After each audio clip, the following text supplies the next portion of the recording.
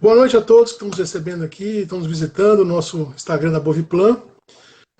Hoje a gente vai falar sobre intoxicação de ureia intoxicação de bovinos por ureia, né? Nós estamos começando a estação seca do ano na maior parte das áreas de produção de bezerros, bovinos do Brasil. E o nosso intento, então, é orientar melhor as pessoas como usar a ureia, para a gente, já que chega essa época seca, a gente aumenta o uso da ureia, né? Então vamos fazer um uso eficiente dessa ureia e evitar problemas de contaminação, perdão, de intoxicação. Bom, Felipe, minha primeira pergunta para você, né? Hoje sou eu, né, Rodrigo Paniago, sou um dos consultores da equipe da Boviplan, e o Felipe, que é médico veterinário também, consultor da equipe da Boviplan. O Felipe ele atua atendendo nossos clientes na Bolívia, né? E ele foi solicitado a ele que viesse falar sobre intoxicação por ureia aqui conosco. Felipe, primeira pergunta para você: por que a gente usa a ureia na nutrição de bovinos? Porque assim, isso não é uma novidade, tá? O brasileiro conhece o uso de ureia pelo menos no início da década de 80, então começou assim, a ser divulgada amplamente o uso da ureia em 1984, né? Mas assim, a gente recebe muita demanda de informações, como usar melhor esse produto, por que intoxica, se pode dar para vaca, para boi, né? Eu queria que você desse uma palhinha para o pessoal que está nos ouvindo aí, explicando por que a gente usa ureia na nutrição de bovinos. Rodrigo, como você bem disse, né, o uso da ureia ele é bem antigo, né? Na realidade, é datado isso aí do começo do uso na época da Primeira Guerra Mundial, né? Então, pelos alemães, e porque eles tiveram uma escassez de alimento e precisaram usar de alguma outra forma, alguma outra fonte de alimento, principalmente proteína, para substituir o que estava em escassez para eles. No Brasil, como você disse, na década de 80, e nos Estados Unidos, em 39, 40, por aí já começou a utilizar amplamente a ureia. Bom, como eu acabei de falar, ela tem a principal função de substituir produtos proteicos de origem vegetal, que normalmente são produtos bem custosos, né, bem caros, e que acabam muitas vezes inviabilizando algum tipo de suplementação. Aqui na nossa região tropical, a gente tem um problema por sazonalidade, que existe uma queda muito grande na, na qualidade das forragens, né? Principalmente o teor proteico dessas forragens baixa muito. Então, a gente entra com a ureia como forma de suplementação, justamente para suprir esse déficit de proteína que a gente tem na dieta, né, nessa época do ano, né, na seca. Bacana. Pessoal, vocês podem fazer as perguntas aí. Já vi que tem gente que começou a fazer a pergunta, né? Na medida do possível, a gente vai encaixando as suas perguntas aqui ao longo do nosso bate-papo. Felipe, vocês aí na Bolívia usam ureia também, como aqui no Brasil? Como é que é o uso da ureia aí na Bolívia? Conta um pouquinho para nós. Sim, usa igual, o sistema de produção é muito parecido, né? É um sistema tropical, com bastante diferença entre épocas do ano. E nos nossos clientes aqui, a gente usa em 100% deles a ureia de alguma forma, né? Já ela como uma sal com ureia, um sal proteinado, ou então mesmo num proteico energético de um pouco maior consumo, nós também utilizamos bastante a ureia. Ô, Felipe, por que a ureia ela pode causar intoxicação nos bovinos? Se o uso dela é amplo, né, no nosso país, aí também na Bolívia, se o conhecimento do uso da ureia na nutrição de bovinos é tão antigo como você mencionou, né, mais antigo fora do Brasil que aqui no Brasil, então, ou seja, não é novidade. Mas ainda existem problemas com intoxicação, né? Por que a ureia causa intoxicação em bovinos? Por que isso acontece? Então, na verdade, Rodrigo, fala-se ureia, mas na verdade é amônia, né? Quando o animal ingere a ureia, ela passa por um processo de metabolização, uma quebra dessa ureia, e ela se transforma em amônia. E a amônia, ela é absorvida diretamente pela parede ruminal, cai na corrente sanguínea, e atua bloqueando o processo de produção de energia pelas células do organismo. Então, ela tem uma rápida quebra, né, a partir do momento que ela entra dentro do rumen. Então, quando em doses maiores do que a capacidade do animal de usar essa ureia ou de metabolizar dentro do organismo pelo fígado e eliminar pela urina, ela é distribuída pelos tecidos e ela acaba entrando nesse ciclo de produção de energia e bloqueando ele. Então, é nesse momento que a gente tem a intoxicação. Eu já vou aproveitar e vou emendar uma pergunta aqui, Felipe. A pergunta do Júnior Muniz. O uso da ureia para bezerros, né? É possível fornecer ureia para bezerros, né? Talvez, aí você podia explicar, bezerro que está mamando, bezerro que já está ruminando, né? Então, Rodrigo, sim, é possível, não tem problema nenhum a partir dos 3 meses de idade, mas sempre, né, com esse cuidado de tá bem balanceado na quantidade certa e com um padrão legal, assim, sem faltar, de fornecimento adequado. Aí, nessas situações, a gente pode sim, com certeza, usar a ureia para bezerro. Legal. Eu sei que você tem uma experiência boa com isso aí, você vai contar para quem está nos ouvindo aí uma série de dicas quando acontecer o caso de ureia, né? Perdão, quando acontecer a intoxicação. Mas vamos falar um pouquinho de qualidade de manejo, de bons trabalhos na fazenda, boas práticas, por assim dizer, para a gente evitar que tenha intoxicação. Aí vamos deixar para o final você contar aí como é que a gente faz se, por acaso, alguém descuidar ou acontecer algum problema e o animal se intoxicar. Felipe, infelizmente a gente passa, né, por alguns apertos aí. O legal era não ter essa experiência de ter intoxicação em nenhuma fazenda, mas infelizmente isso acontece e a gente já presenciou alguns casos aqui, sim. Ô, Felipe, em que situações, assim, no dia a dia da fazenda, independentemente da época do ano, né, basta ter o uso da ureia, né? Em que situações em que ocorre intoxicação? É uma questão de genética dos animais, tem animais mais propensos? É uma questão de produto de melhor ou pior qualidade? É uma forma de fornecer o produto? O que você pode contar para a gente a respeito disso?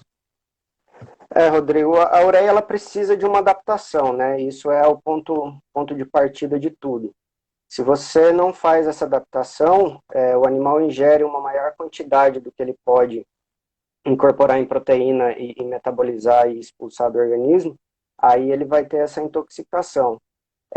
Tem algumas outras situações também que levam mesmo animais adaptados a serem mais propensos a essa intoxicação. Por exemplo, um jejum prolongado, ele é um dos fatores predisponentes, né? A própria formulação equivocada ou privação de água são todas situações que podem levar um animal, mesmo que ele tenha sido adaptado corretamente, a ter um surto ou até desencadear a intoxicação pela ureia. Bacana. Minha câmera, pelo jeito, não voltou, né, Felipe? Estou com um problema com conexão Não aqui, voltou. mas eu vou. Tá me ouvindo bem, eu vou continuar fazendo as perguntas, né? E aí tem uma pergunta que tem a ver com dosagem, né? A gente tem que. A pergunta, inclusive, é do Júnior Muniz de novo. O fornecimento de ureia para bezerros é feito da mesma maneira, com base no peso vivo? O que você pode falar para ele de dosagem do fornecimento de ureia para os animais? Sim, Rodrigo, essa questão de dose, de quantidade de ureia por quilo, ela ainda é um pouco complicada, porque não se chegou a um número correto, né? Existe uma variabilidade, dependendo da adaptação ou não, mas o número que a gente tem é que de 0,45 a 0,50 gramas por quilo de peso vivo, ela já é suficiente para causar intoxicação. Então, a gente busca sempre usar valores abaixo disso. Legal. Você falou em jejum prolongado, né? Por isso o animal pode chegar com muita avidez ao produto e consumir mais do que deveria, né? Um consumo muito alto, um período de tempo muito curto, né? Mas que exemplo você pode dar para a gente desse tipo de jejum, né? Você está falando de uma questão do animal que nunca consumiu ureia, no animal que já consumiu, mas faz, sei lá, 2 dias ou faz 60 dias que ele não consome? Que tipo de jejum você está falando exatamente? Explica para o pessoal que está nos ouvindo aí. O jejum que eu comentei aqui é realmente a privação de alimento volumoso, né? Quando você tem essa privação, tem um déficit de energia que prejudica a, o funcionamento do rumen, né, dos micro-organismos, prejudica a capacidade deles em metabolizar, e também existe uma alteração do pH ruminal. A ureia ela é mais solúvel em pHs mais básicos, que é realmente o que acontece quando o animal passa por um jejum prolongado de alimento. A questão de ficar sem o fornecimento, de ter essa privação da ureia durante um período, ela leva a você ter que readaptar o animal depois de um período de 3, 4 dias, mais ou menos, você já pode pensar em uma readaptação dos animais que estavam recebendo a ureia. Alguns trabalhos já mostram alguns períodos mais longos, mas a gente prefere trabalhar com isso por questão de, de prevenir mesmo, né? De esperar sempre o pior e não correr o risco de ter uma intoxicação em animais que não receberam o suplemento de forma adequada. Legal. Pessoal, pode ir postando suas perguntas aí, nós estamos coletando, tem uma pergunta do Fábio aqui, né? Que a gente vai falar mais para frente no assunto. Tem uma pergunta do nosso amigo lá do Vale do Itajaí também, que a gente vai fazer essa pergunta que você acabou de postar para nós. Não se preocupe, todas as perguntas que a gente vai fazer questão de jogar no colo do Felipe para ele poder responder para vocês aí. O Felipe está preparado, né, Felipe? Eu guardei umas perguntas difíceis para você no final aqui, tá, Felipe? Falando Se nisso, prepara aí. Rodrigo, o Fábio é um colega meu de universidade. Vou mandar um abraço para ele aí. Legal, bacana. Eu passei por uma situação, já passei por algumas situações assim, Felipe.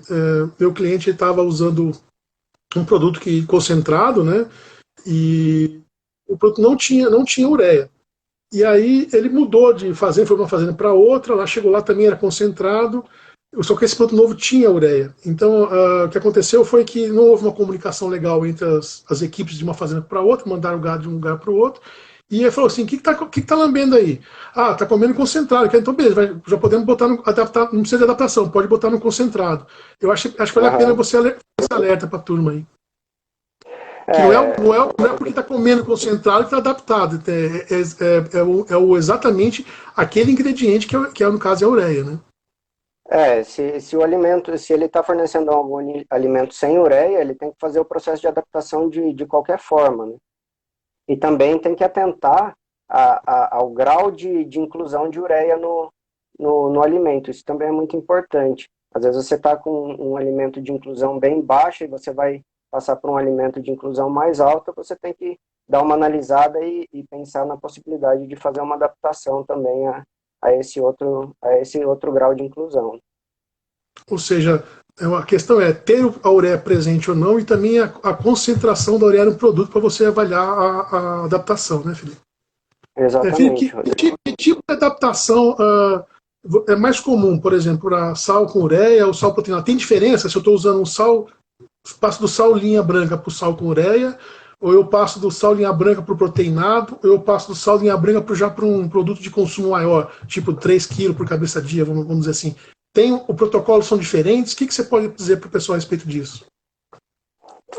Rodrigo, o protocolo varia um pouco com a realidade da fazenda. Aqui nós usamos muito um protocolo que é escalonado a cada 3 dias, a 3, 4 dias, mais ou menos, né? A gente começa pegando um produto completo e misturando com 2 porções do produto sem a ureia, né? A gente usa 1/3 de produto com ureia e 2/3 de produto sem ureia. Depois de 3, 4 dias, a gente passa já para uma inclusão de meio a meio. Vamos dizer assim, um saco de sal com ureia e um saco de sal linha branca.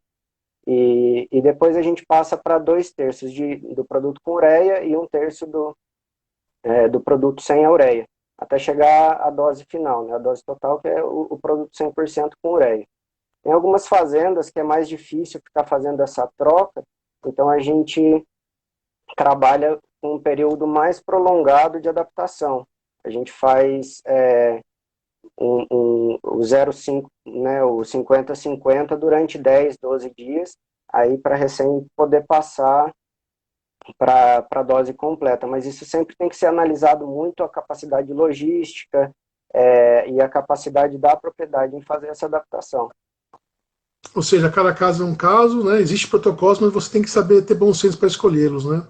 Exatamente. É sempre bom um embasamento técnico, dar uma estudada nos casos, com cada um com sua particularidade. Tá, eu vou aproveitar que a gente está encaixar uma pergunta da Aline Ferreira aqui.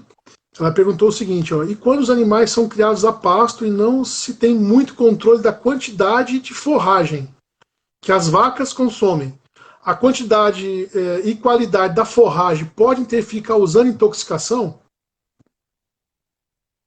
Ela tá falando de quantidade e qualidade da forragem. Se interfere na intoxicação por ureia. Porque provavelmente ela está falando o seguinte, né? Imagino eu que ela está puxando o assunto para o nitrogênio não proteico, que também é presente em forragens tenras, né? Então, talvez essa questão de qualidade, uma forragem mais tenra tem um nível maior de nitrogênio não proteico. Aline, se não for isso, você pode fazer a pergunta de novo aí que a gente repete, tá? Então, assim, uma forragem mais tenra tem um nível maior de nitrogênio não proteico, e aí você está fornecendo mais ureia, né?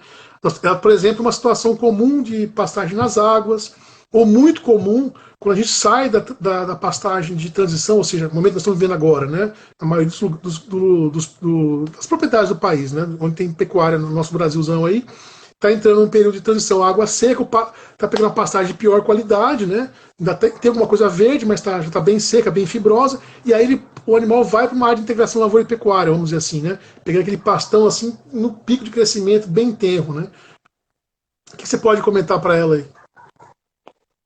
Rodrigo, o que a gente tem observado nas nossas medições é que normalmente nessa situação de forragem de melhor qualidade, existe uma baixa de consumo do sal, né?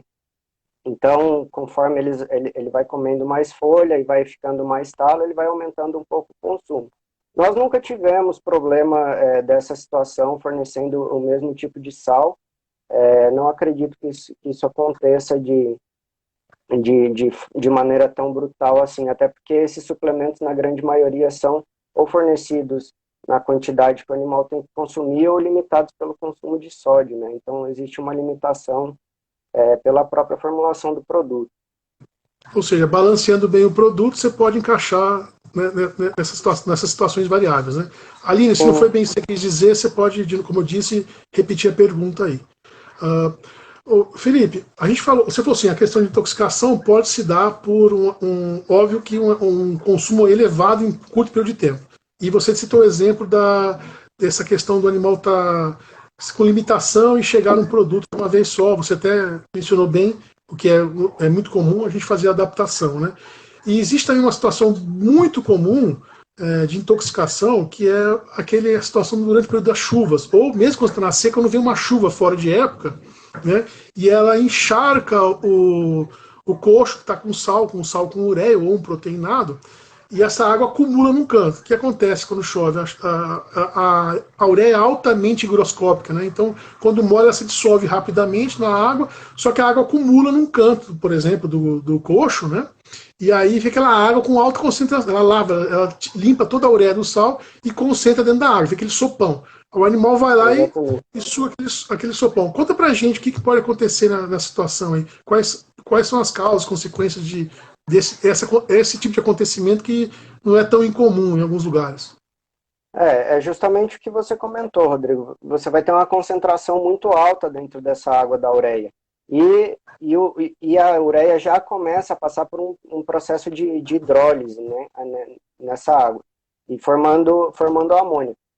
Então, o animal vai ingerir uma quantidade muito grande de ureia, e vai justamente acontecer isso, vai ultrapassar a capacidade dele de usar a amônia para a produção de proteína bacteriana e ultrapassar a capacidade do organismo de se desintoxicar. E aí vai gerar o quadro clínico de intoxicação por ureia.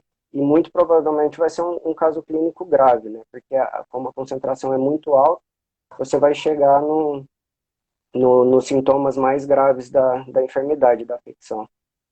E como que o Mas produtor, como que o produtor ou a equipe dele, né, pode evitar esse problema de intoxicação? Você falou no primeiro momento que você poderia fazer adaptação. Você adaptando, você evita esse problema, né? E no caso do coxo acumulado, quais são as recomendações? é indicado fazer um furo no coxo, né, e dar uma declividade para ele, para que essa água escorra e não fique acumulado dentro do coxo, ou você também pode usar o saleiro com um teto, né, que aí não vai chegar a molhar, não vai ter nenhum problema.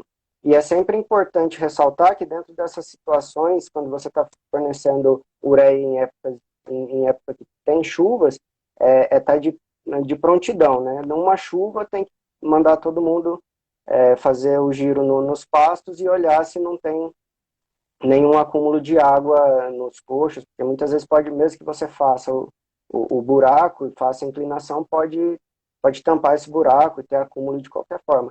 Então essa prevenção e esse alerta em dias de chuva é essencial, tem que sempre dar uma voltinha na fazenda e dar uma olhada se não tem água acumulada dentro do saleiro. Você tocou num ponto importante aí, que é a equipe da fazenda, a mão de obra, né? Como é que funciona no seu dia a dia aí a capacitação da mão de obra para evitar esse tipo de problema, né? Tanto na questão da adaptação, como na questão essas ocorrências de chuvas, né? O que você pode contar aí? O que você indicaria, recomendaria para o pessoal que está nos ouvindo com respeito à capacitação da mão de obra? Rodrigo, nós sempre fazemos um trabalho bem pesado em cima disso aqui, de realmente pegar o pessoal, colocar dentro de uma sala mesmo, falar um pouco sobre o tema com eles, explicar a importância, né, do fornecimento contínuo, de sempre ter esse material disponível no coxo para que os animais comam, a questão da chuva, nós mostramos os sintomas, a taxa de mortalidade, fazemos todo um trabalho realmente de capacitação desse pessoal. E é sempre bom que o gerente da fazenda, ou quem é responsável, está ressaltando isso pro pessoal da fazenda, né? Fazer essa ronda, tá alerta a dias de chuva. Algumas fazendas que já estão mais apuradas nesse tema, quando tem uma previsão muito boa de chuva, assim, que a chance é muito alta, às vezes a gente até nem fornece o sal, né? Para não gerar nenhum problema desse tipo. Passou a chuva, vai lá, coloca de novo e os animais continuam comendo, sem nenhum problema. Tem um limite, Felipe, porque a gente falou assim do animal, a gente falou até agora há pouco tempo atrás de adaptação ou readaptação ao produto, né? Tem um limite para isso? Posso ficar a semana inteira? São horas? Como é que eu posso cortar o fornecimento e voltar sem ter problemas depois de readaptação do animal? Eu aqui nos clientes nossos, 3 a 4 dias de quebra de fornecimento, eu já procuro fazer a readaptação. Justamente pelo que eu falei. Alguns trabalhos mostram um pouco mais de tempo, 7, 10 dias sem problema, mas a gente prefere não correr o risco, porque quando afeta é difícil tratar, é uma grande quantidade de animais que acomete e acaba sempre tendo algum óbito, né? A recuperação nunca é 100%. E perder um bezerro Bacana. na fazenda a gente sabe que é bem caro, né? Então, a gente procura sempre prevenir do que passar por uma situação dessa. Legal. Antes da gente falar do tratamento dos animais intoxicados, né, que eu falei que ia deixar para o final, até tem uma pergunta do Fábio aqui, né? Fábio Lar. Tem uma pergunta aqui do nosso amigo do Vale Itajaí aqui. Ele fala o seguinte para você. Pergunta para você o seguinte, Felipe. E quando se tem vacas prenhas no pasto, pode-se passar ureia para fortalecer o pasto? Ele está falando de ureia fertilizante, né? Se tem algum problema com ureia fertilizante com animais dentro do pasto. A lanço, né? Isso. A preocupação deve ser o seguinte, né? Os animais estão pastando lá, a vaca está prenha, né? Ele está preocupado com essa vaca prenha, e aí ele vai lá e aplica a ureia. Pode aplicar a ureia com os animais lá dentro, se tem algum problema em relação a isso, o animal consumir essa ureia, né? É difícil o animal consumir essa ureia. Eu não vejo nenhum problema em fazer essa aplicação. Se bem que a gente recomenda sempre a aplicação da ureia na saída dos animais, né? Então, mas eu não acredito que tenha nenhum problema mais grave com relação a isso, não, Rodrigo. Na verdade, se ele pretende fortalecer o pasto, ele deveria tirar os animais, né, para jogar no momento em que esse pasto está prestes a rebrotar, vamos dizer assim, e aí então adubar para ele ter o estirão de crescimento aí do pasto, né? Você falou É, bem, né? Não adianta exatamente. jogar ureia em pasto passado, pasto já mais maduro, que o efeito em produção de forragem é muito baixo, né? Então, para você ter um Exato. melhor efeito fertilizante, que tem um custo para fazer isso, óbvio que tem custo-benefício, para você aproveitar do benefício desse custo, você tem que tirar os animais do pasto. Legal. Uh, Felipe, agora vamos para a situação que o animal se intoxicou, né? Então, ou ele teve problema porque não foi feita uma boa adaptação, ou ele teve bobearam lá e ele sugou aquele sopão de ureia que está empoçado no coxo. Como é que eu identifico que o animal está intoxicado por ureia? Porque assim, eu percebo nas demandas que a gente recebe dos produtores, assim, uma confusão muito grande em sintomas. Então o cara já não sabe se é cobra, se é ureia, se é mal olhado, né? O cara É. tem dificuldade em entender. Eu queria que você caracterizasse bem quais são os sintomas que os bovinos têm quando eles passam a se intoxicar por ureia. Como é que eu consigo sacar isso? Então, Rodrigo, essa dúvida, né, dos sintomas, da sintomatologia, ela é bem comum e ela é normal, né, porque são sintomas muito amplos, principalmente de sistema nervoso. Os sintomas mais comuns que a gente vê é o animal babar bastante, né, que é a cialorreia, que a gente chama, o animal baba com espuma, o animal perde coordenação motora, fica, ele começa com alguns tremores musculares, aí fica naquela posição tipo cavalete, tentando parar em pé, depois ele cai, né, ele cai, começa a tremer cabeça, ter tremor de musculatura, e tem também o que a gente chama de timpanismo, que é o enchimento do rumen com uma grande quantidade de gás, né? O animal incha, o animal empanzina, que o pessoal fala, né? E esse é um dos sintomas bem característicos. A ureia, ela também ela é muito tóxica para os pulmões, então o animal começa a apresentar dificuldade respiratória. E uma coisa bem característica é você sentir o hálito do animal e sentir um cheiro de amônia, né? E é justamente porque tem uma grande quantidade de amônia dentro do estômago dele e você sente o cheiro bem característico de amônia. Então, esses são sintomas muito legais, muito fáceis de identificar e que te dão uma boa diretriz para intoxicação por ureia. Mas sempre é bom fazer a análise antes se os animais tinham ureia, se foi fornecido esse suplemento, como foi a adaptação, toda essa pesquisa que a gente faz antes de determinar isso também. O primeiro passo é saber se tinha ureia no processo alimentar do animal. Se não tem ureia, já descartou, né, Felipe? Agora você falou em Exatamente. tremores. Tem alguma diferença? Treme dianteiro, treme traseiro, é um quarto? Como é que é essa distribuição dos tremores? O animal se sacode, são tremores leves? Como é que classifica para o pessoal poder entender bem? São, bom, como que eu vou explicar? Bom, são tremores normalmente de musculatura, como se o animal tivesse leves espasmos, né? Treme um pouco a pele, treme a musculatura, tem algum tremor de orelha e o animal meio que balança a cabeça, assim, como se ele tivesse sem conseguir segurar a cabeça, meio tremendo. Ele fica um pouco agressivo também, essa é outra característica de animais acometidos de sistema nervoso. Então, esses tremores são leves, até, claro que na etapa final, que é a convulsão. Aí você vai ter o animal pedala, o animal bate a cabeça e tem essa movimentação mais pesada.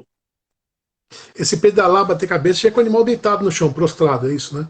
Já, esse é o animal já no final, né, no pico da sintomatologia. Convulsão. Bom, Felipe, O Felipe, assim, nem sempre a pessoa está lá parada observando para acompanhar isso aí, né? Então ele vai chegar em algum momento em que você falou, começa pelos tremores, né? Ou ele vai ver o tremor, ou ele vai ver o animal deitado no chão, estou dizendo assim, começo e o fim. Quanto tempo demora esse processo? É questão de minutos, é questão de horas? É bem rápido, infelizmente é muito rápido, né? O pico da amônia no sangue, ele acontece em cerca de 30, 40 minutos. A sintomatologia, ela já começa a aparecer, a leve, ela já começa a aparecer entre 15 e 20 minutos após a ingestão. Claro que toda a sintomatologia, ela vai depender da quantidade que foi ingerida, né? Quanto mais o animal comeu, mais rápido isso aparece. E Felipe, Então, você poderia dizer alguma coisa do tipo assim, olha, se tiver um animal fazendo isso, não é. Se tiver todos os animais fazendo uma parte, existe essa referência? Porque assim, se todos os animais estão tendo acesso ao mesmo produto, né, seja na adaptação, né, ou seja na questão de sugar, só que tem alguma diferença? Rodrigo, normalmente quando é uma intoxicação alimentar, alguma coisa assim, apresenta mais de um caso, né? Quando é só um caso, normalmente a gente parte para alguma outra enfermidade. A ureia, principalmente, sempre afeta uma quantidade maior de animais. Não, dificilmente vai acometer 100%, mas tem uma taxa bem alta de animais que apresentam sinais, justamente porque todo mundo está comendo o mesmo alimento ali, né? Se um apresentou, provavelmente mais de um vai ter a sintomatologia. Felipe, você falou uma coisa que é bem característica da intoxicação por ureia, que é esse cheiro de amônia. O animal está abafando amônia, né? Salvo aquele momento que o animal está deitado e prostrado, ele deixa você chegar perto dele, né? Quando ele está em pé, eu não vou ter essa oportunidade. Ele pode estar redio ainda e não deixar chegar perto dele. Existe alguma outra, assim, que é bem característica? Olha, isso aqui é batata, que é ureia, ou eu tenho que analisar o todo mesmo? O que você diria para É, na, agilizar, agilizar a identificação, vamos dizer assim? Ela não tem nenhuma sintomatologia que a gente chama patognomônica, né? Que ela é única dessa enfermidade. Então sempre tem que analisar o conjunto dos sintomas e das situações que os animais estavam. Bacana. Bom, então com os animais intoxicados, Felipe, e agora? O que a gente pode fazer, né? Existe alguma. Você falou que demora algumas horas, né? Entre começar a intoxicação, minutos para o animal se intoxicar, mas chegar até a sintomatologia final, aí, que é o animal convulsionando, é questão de horas, é isso? Ou me enganei? Não, é bem rápido, né? Questão de. Pode demorar de 20 até 2 horas para apresentar esse sintoma mais grave, né? Mas tem que ser bem rápido a atuação do pessoal da fazenda. E depois que acometeu, além de rezar, dá para fazer alguns tratamentos aí. É O isso que eu ia te principal. perguntar agora. Tem diferença? Por exemplo, se eu chego no começo, o animal não está de pé, é um tratamento, eu chego, o animal está convulsionando, é outro? Faz uma descrição para a gente assim, Felipe. Olha, se você chegar e tiver essa situação, a atitude que tem que tomar é essa. Se você chegar e for essa aqui, é essa, né? Tem ou não tem essa É, diferença? nós seguimos 3 pontos importantes no tratamento de intoxicação por ureia, Rodrigo. O primeiro é tentar diminuir a absorção dessa amônia que está dentro do rumen para dentro da corrente sanguínea. Tentar amenizar essa situação e que o pico na corrente sanguínea demore um pouquinho mais. Esse tratamento ele tem que ser realizado bem no começo, né? Como eu te falei, isso em questão de 40 minutos já está tudo no sangue, então antes disso é onde ele vai ser mais eficiente. Depois que ele já entrou, a forma é metabolizar essa amônia, o fígado metaboliza essa amônia de volta para a ureia, que ela é 40 vezes menos tóxica do que a amônia, né? Então a gente trabalha em ajudar o fígado a fazer essa conversão de amônia em ureia. E a outra é estimular a filtração renal, que é fazer o animal urinar, onde é um dos órgãos com grande papel nessa eliminação da ureia e da amônia do sangue. Você Então, me fez, você me fez pensar numa coisa agora aqui. A gente usa muito o fato de olhar para as fezes dos animais para saber como é que está a nutrição dele. Existe alguma coisa diferente na ureia e na urina do animal, coloração ou consistência, por conta da intoxicação por ureia? É a mesma não, coisa. o que você pode observar é que como no começo esses animais normalmente urinam bastante, e também pela questão de migrar a água para dentro do rumen, o animal desidrata, né? Então chega um ponto que o animal para de urinar e as fezes também podem ficar mais ressecadas. Então esse pode ser um outro indicativo dessa afecção. Bom, você chegou lá e pegou a primeira fase do quadro de intoxicação. O que você deve fazer? O que você orienta o pessoal a fazer? Dois tratamentos iniciais recomendados, que são os mais fáceis de você fazer na fazenda. Um é o uso do vinagre, né? O pessoal, isso é uma coisa bem disseminada aí, o pessoal conhece bastante.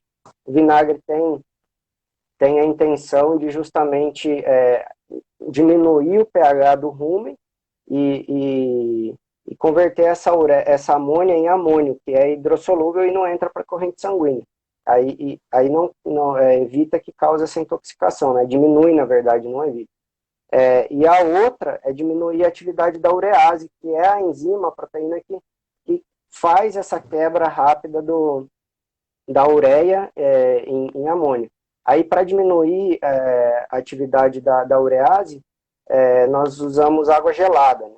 Só que aí é um volume muito grande, muitas vezes é difícil para o pessoal fazer na fazenda, porque é de 20 a 40 litros de água gelada via sonda gástrica para o animal, para baixar a temperatura do rumen e ter realmente um efeito positivo. Felipe, o cara pode buscar água fria do córrego lá ou tem que ser água gelada mesmo? Não, água gelada, Rodrigo, senão não tem esse choque, né, de troca de temperatura e não vai baixar a temperatura do rumen de forma satisfatória e eficiente. No caso do vinagre, quantos litros assim? Qual é a dosagem? É por peso? É por momento que você vai aplicar? Não. Então, você tá mais tardio, você joga mais vinagre? Como é que faz? Não, normalmente nós usamos uma dose fixa de 3 a 4 litros. Ela varia um pouco com o tamanho do animal e com a quantidade de ureia ingerida, né? É difícil você dizer quanto que o animal ingeriu, mas normalmente quando ele está apresentando sintomas mais graves, a gente já leva para o lado de que ele ingeriu uma quantidade muito grande. Tá. E quando você estava dando a resposta aí, deu uma picotada no áudio, eu não entendi. Você chegou a falar em quantidade de litros por cabeça, assim que você tem que aplicar? Sim, Cortou para mim. de 3 a 4 litros, Rodrigo, de vinagre. E se for animal adulto, se for animal jovem, tem alguma diferença? O tamanho do Normalmente animal? quando o animal é grande, ele tem um volume maior de rumen, a gente usa a dose máxima, né? Quando são animais menores, a gente usa um pouquinho menos de vinagre. Mas também vai vendo com questão da melhora, né? Se o animal for melhorando mais rápido, aí a gente mantém aquilo ali, senão a gente pode ir aumentando essa dose. Aí vai na hora ali o veterinário e o pessoal dá uma sentida no como está a evolução do caso. Legal. Tem umas perguntas aqui do Felipe Natan, do Guilherme Alves, a gente vai, mais uma do Fábio, a gente vai colocar todas elas aqui para você responder. Então o pessoal que está nos ouvindo pode ir postando as suas questões aí, que antes de acabar o tempo a gente vai deixar o Felipe responder para vocês. Felipe, você falou de vinagre e água. É os dois ao mesmo tempo? É um, é o outro? Qual que diferencia você escolher entre usar vinagre e água, além do fato de você ter água gelada ou só ter o vinagre? Qual que é a opção para o pessoal? Normalmente, Rodrigo, o mais fácil é ter um estoque de vinagre, né? É complicado você ter imagina que acometam 15, 20 animais dentro de um lote para você ter mais de 500 litros de água fria, né? Então, é uma situação que às vezes fica inviável na propriedade. É um dos tratamentos preconizados na literatura, mas às vezes a gente tem que... A teoria nem sempre é aplicável na prática, né? Então a gente acaba usando mesmo, preconizando ter um estoque de vinagre na propriedade, que é a forma mais rápida e que quando usado no começo tem um efeito satisfatório. Só que eu queria ressaltar aqui, Rodrigo, que esse é um tratamento que ele não é 100%, né? O melhor tratamento realmente é você fazer fluidoterapia, que é a aplicação de soro, né? Para que o animal realmente comece a urinar, comece a filtrar o sangue e eliminar isso pela urina, dentro do que a gente vê aí. Intravenoso. Intravenoso. É realmente repor pela veia a água que o animal perdeu e estimular a filtração do rim para expulsar essa amônia, essa ureia de dentro. E a gente usa também alguns aminoácidos que participam do ciclo da conversão de amônia em ureia no fígado, que é a ornitina, principalmente, né? Esse existe em produto comercial e a gente pode ter em estoque na farmácia da fazenda também. A ornitina é fornecida na mesma dosagem assim alta, como é a água gelada, como vinagre, ou é questão de ml? Como é que funciona? Não, é questão de ml, é 1 ml por quilo normalmente. Claro que isso sempre tem que ver a concentração do produto, mas normalmente essas concentrações são meio padrões. Então a gente usa normalmente 1 ml por quilo intravenoso e pode ser administrado até junto com o soro, né? Na mesma via que está administrando o soro, a gente põe a ornitina. Bacana. Eu vou aproveitar e vou emendar uma pergunta do Fábio aqui. Ele perguntou se dilui o vinagre na água gelada. Você pode Pode dar os dois diluir. juntos, vamos dizer assim. A gente normalmente, para dar uma pressão maior, dilui um pouco o vinagre em água. E aí, nesse caso, pode ser usado em água gelada. É uma boa opção. Bacana. Você falou em pressão. Eu quis te perguntar o seguinte: essa introdução via boca do bovino, né? Isso tem que ser rápido, tem que ser qualquer tipo de pode ser qualquer tipo de mangueira, é uma seringa. O que você recomenda o pessoal fazer? Qual que é a dica boa para quem vai ter que, vamos dizer assim, interferir com o uso do vinagre ou da água gelada? Claro que não pode ser aquela mangueirinha de pedreiro, né? Porque senão ela trava e a gente não consegue. Sempre tem que ser uma mangueira de um calibre um pouco maior, suficiente para passar na boca do animal, no esôfago, mas também não tão grande para não causar alguma lesão na hora de colocar essa sonda que a gente chama, né? Normalmente a gente tem na fazenda para isso, não pode ser aquela mesma que usa para tirar diesel, né? Gasolina. Tem que ser uma limpa, destinada para esse tipo de situação. Você falou travar, você está falando do produto, que o produto é bem diluído, né? O produto é aquoso, né? Não vai travar. Você está falando na entrada, então, do rumo, é isso? O que acontece é que quando a gente coloca aquele material todo que está ali dentro, ele volta na mangueira um pouco, né? Até pela pressão que tem ali dentro e tudo mais. Então, se é uma mangueira muito fina, esse material sólido, que é pasto ou alguma coisa que o animal tem ingerido, ele acaba trancando a mangueira e fica difícil de colocar o líquido para dentro do rume. Então, tem que tem que ter uma. Quanto mais comprida a mangueira, melhor, para você erguer ela para cima e entrar com pressão, ou tanto faz? Ela tem que ser suficiente para chegar dentro do rumen e você poder levantar ela na altura do peito, da cabeça, assim, para dar uma pressão e ela ter um fluxo mais facilitado.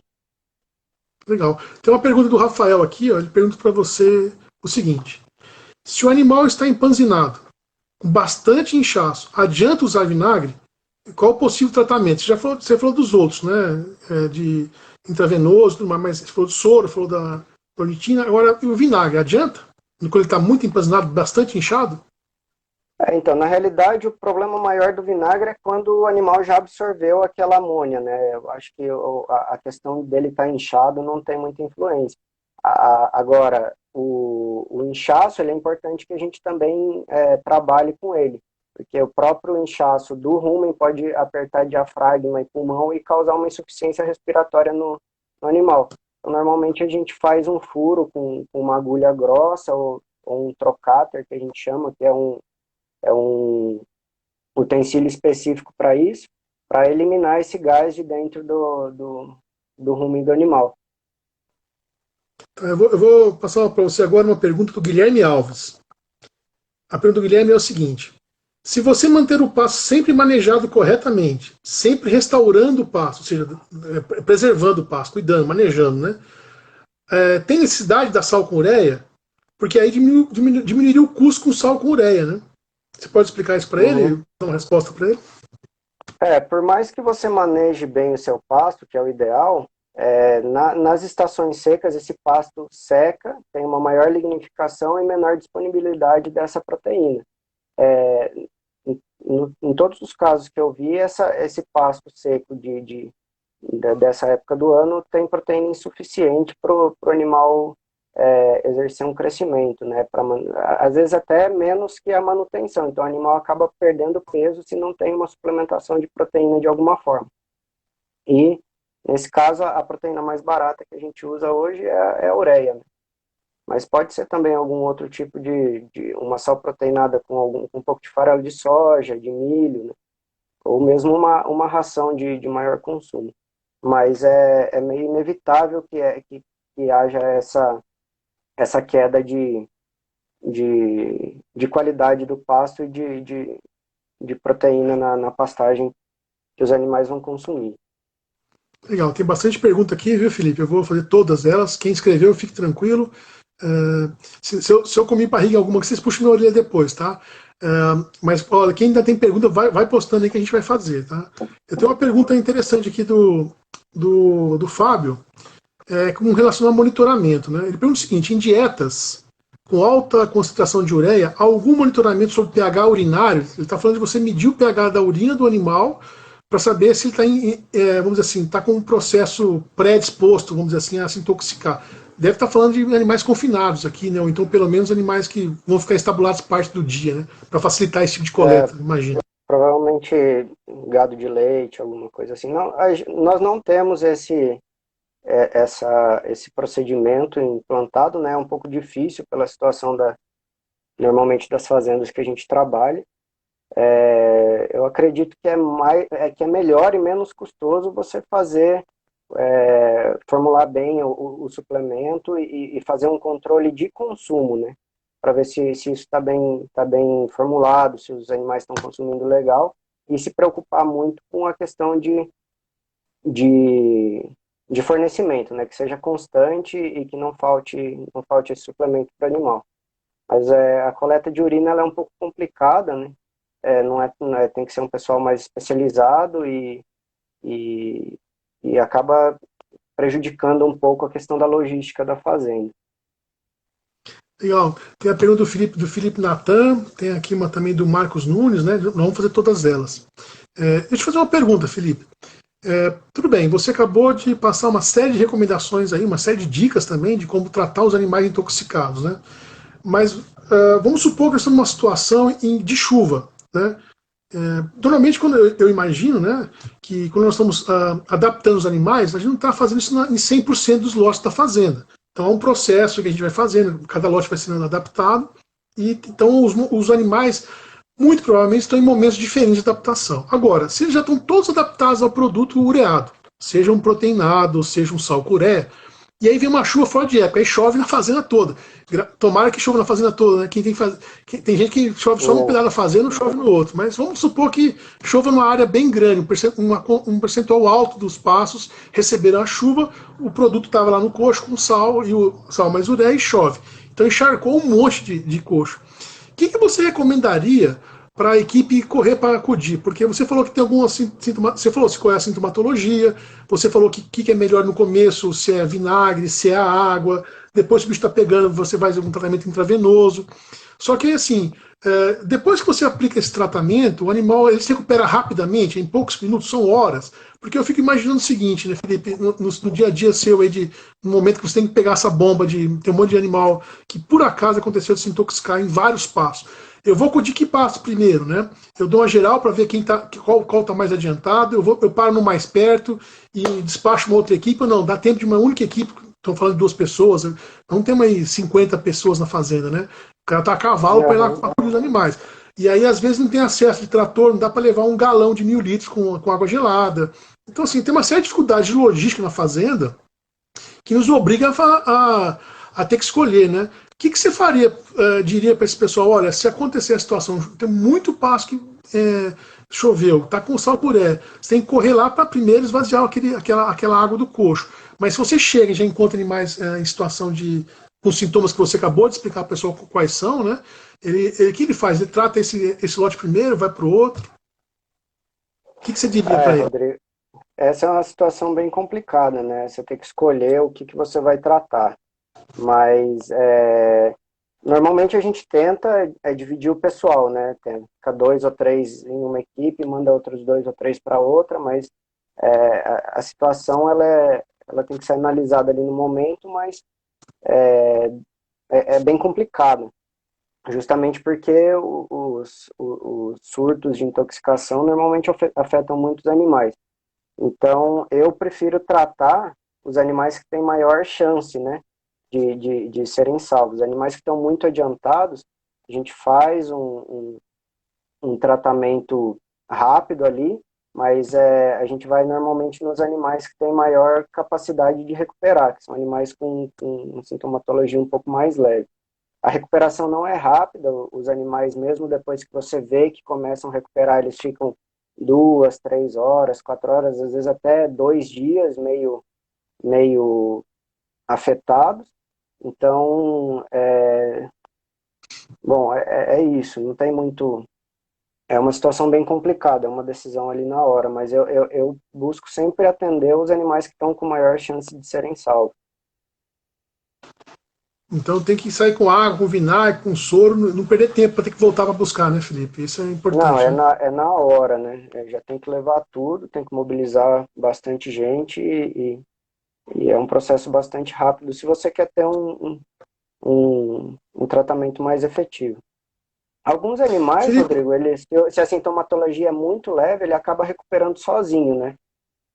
isso que eu ia te perguntar. Mas, O animal que está prostrado no chão, se eu não tratar, morre ou ele pode se recuperar sozinho, por conta própria, se ele conseguir não, eliminar por conta própria? pode, aí sim tem algumas diferenças entre animais, né? Tem alguns trabalhos que mostram diferença de pH de urina, alguma coisa assim, na questão da maior efetividade do animal em eliminar a ureia.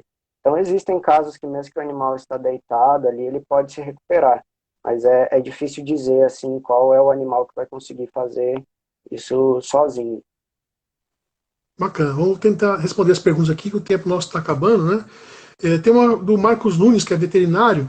Ele pergunta para você o seguinte, Felipe: pensando na fluidoterapia, qual o melhor fluido a ser utilizado? Ringer, ou Ringer, não sei qual é a pronúncia correta, com lactato Aham. seria uma boa opção? E nesse caso, qual a quantidade? A gente utiliza a solução fisiológica mesmo, né, normal. Justamente para aumentar o volume de água no sangue. E às vezes a gente até associa um diurético, né, justamente para ele realmente urinar e processar isso.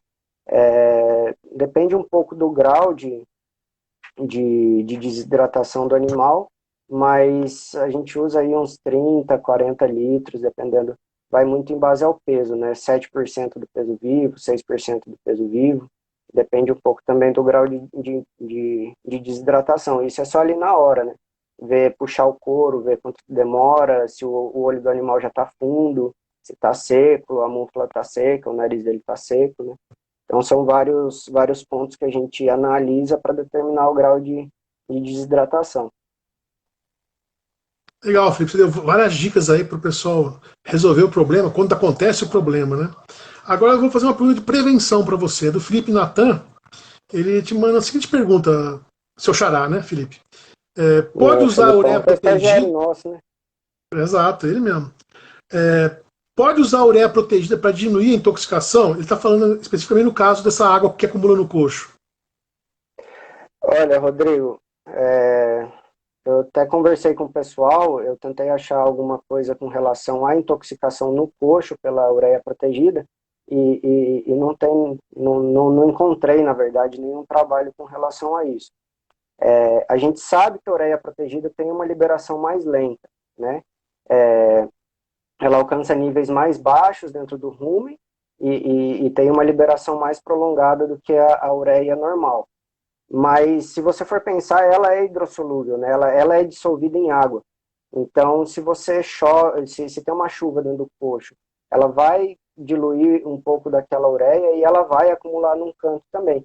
É difícil você determinar se aquilo vai ser suficiente para intoxicar o animal.